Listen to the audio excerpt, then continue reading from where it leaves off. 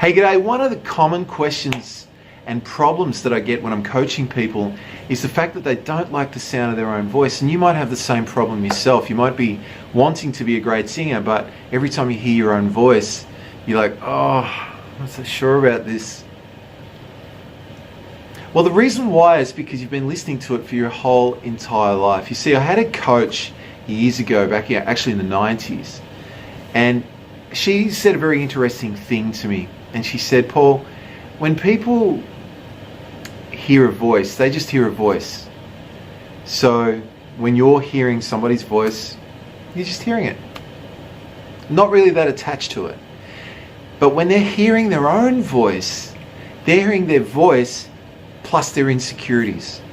And that made a lot of sense to me too, because I was speculating on that, and I was thinking, imagine every single time you've opened your mouth, even me doing this video now, every single time we've expressed anything in terms of love, joy, hate, fear, anger, every time we've spoken to our boss, to our friends, to our partner, it's always had an attachment to it, which is this sound that comes out of our mouth.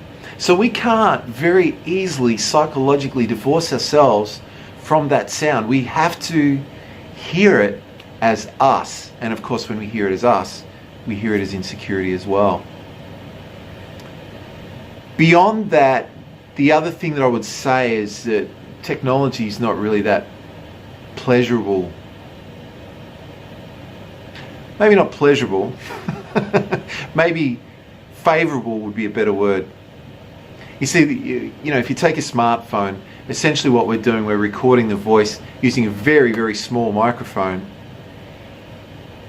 and then playing it back through a small speaker. So it's not capturing the best parts of our voice anyway. It's capturing a very compromised, EQ setting, equalization setting. The frequency response of what it's capturing is not that great.